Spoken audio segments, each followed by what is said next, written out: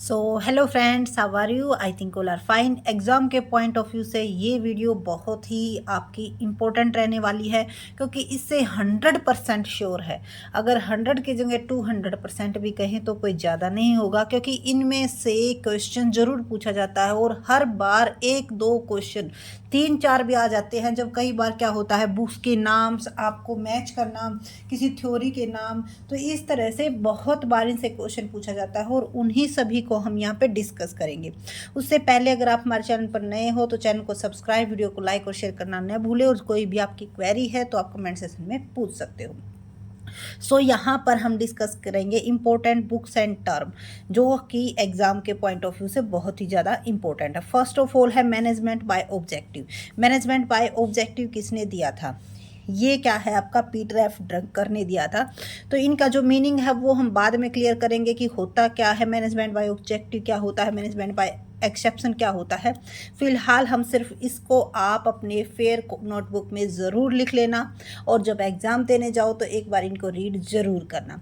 तो management by objective किसने दिए थे? पीटर एफ ड्रकर ने दिए थे, ठीक है। उसके बाद है management by exception. Management by exception किसने दिए थे? एफ डब्ल्यू टेलर ने दिए थे। मैनेजमेंट बाय एक्सेप्शन किसने दिए थे? एफ डब्ल्यू टेलर ने दिए थे। तो इसी तरह 2-3 बार आपको रिवाइज करना है, फिर बिल्कुल आपको भी ये लर्न हो जाएंगे। The practice of management. The practice of management की अगर बारी आए तो वो किसने दी थी? पीटर एफ ड्रकर ने दी थी, और एक बार इसका ईयर भी पूछ लिया गया था, तो 1954 में दी थी। उसके बाद है philosophy of management. Philosophy of management किसने दी थी? ओलिवर सेल्डन ने दी थी। फिलोसफी ऑफ मैनेजमेंट किसने दी थी? ओलिवर सेल्डन ने दी थी। तो ये पॉपुलर बुक्स हैं जो कि हमारे कॉमर्स फील्ड के कैंडिडेट्स को ज़रूर पता होनी चाहिए। उसके बाद है journal and industrial administration. Journal and industrial administration की बात की जाए तो ये किसने दी थी? हेनरी फ्योल ने दी थी। किसने दी थी? हेनरी फ्योल ने दी थी, जिसमें कि उन्होंने अपने कितने प्रिंसिपल्स को डिस्क्राइब किया था? तो 14 प्रिंसिपल को डिस्क्राइब किया था। उसके बाद है साइंटिफिक मैनेजमेंट। तो साइंटिफिक, तो अगर आप साइंस का कहीं पे भी मैनेजमेंट के साथ नाम आ जाए तो सीधा आँख मीच के आपको क्या लगा देना है? एफ डब्ल्यू टेलर लगा देना। जिस तरह से हम मैनेजमेंट के साथ कहते हैं हेनरी फ्योल जुड़ा हुआ है, उसी तरह साइंटिफिक मैनेजमेंट के साथ क्या जुड़ा हुआ है? एफ डब्ल्यू टेलर का नाम जुड़ा हुआ है। उसके बाद है 4 पीज। 4 पीज किसने दी थी? ई जे मैकार्थी ने दिए थे। 4 पीज किसने दिए थे? ई जे मैकार्थी ने दिए थे। उसके बाद है comparative cost theory. Comparative cost theory किसने दी थी? डेविड रिकार्डो ने दी थी। कंपैरेटिव कोस्ट थ्योरी किसने दी थी? डेविड रिकार्डो ने दी थी। Philosophy of management. अगर फिलोसफी ऑफ मैनेजमेंट की बात की जाए तो सेल्डन और ओलिवर दोनों का नाम इसके साथ जुड़ा हुआ है, फिलोसफी ऑफ मैनेजमेंट के साथ। उसके बाद ह्यूमन रिलेशन अप्रोच, ये बहुत बार पूछा जाता है। ह्यूमन रिलेशन अप्रोच किसके साथ जुड़ा हुआ है? एल्टन मायो के साथ जुड़ा हुआ है। तो अगर ह्यूमन का रिलेशंस अप्रोच की बात आए तो किसके साथ जुड़ा हुआ है? एल्टन मायो के साथ जुड़ा हुआ है। उसी तरह father of economics. Father of economics किसको कहा जाता है? एडम स्मिथ को कहा जाता है।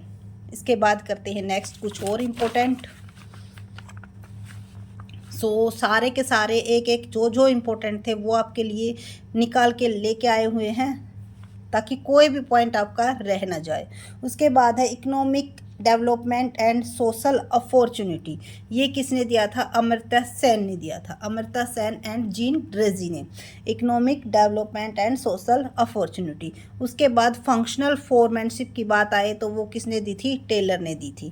फंक्शनल फोरमैनशिप किसने दी थी? टेलर ने दी थी। विच प्रिंसिपल इज बेस्ड, ये एक डायरेक्ट क्वेश्चन है जो कई बार, क्योंकि मैनेजमेंट बाय एक्सेप्शन का आपको अगर मीनिंग नहीं क्लियर होता है तो ये पूछ लिया जाता है। मैनेजमेंट बाय एक्सेप्शन अगर बात आए तो किसने दिया था?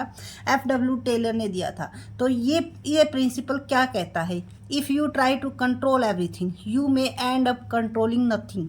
यानी कि अगर आप सब कुछ अपने कंट्रोल में करने की सोचोगे तो आपके हाथ में कुछ नहीं लगेगा।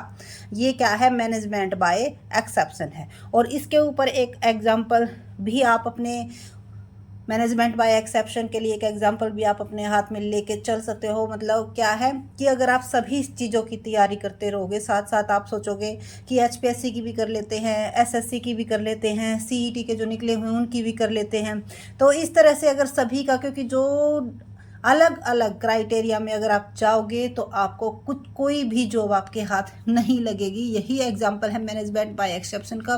और हमारी कॉमर्स का क्या इंपॉर्टेंस होती है, यही इंपॉर्टेंस होती है कि ये जो चीज़ें हैं वो रेगुलर लाइफ से जुड़ी हुई होती है, और जब हम इन्हें अपनी लाइफ में जोड़कर स्टडी करते हैं तो हमें कोई प्रॉब्लम भी नहीं आती है। इसको समझने में कॉमर्स बहुत ईजी हो जाती है। So need hierarchy theory, Abraham Maslow.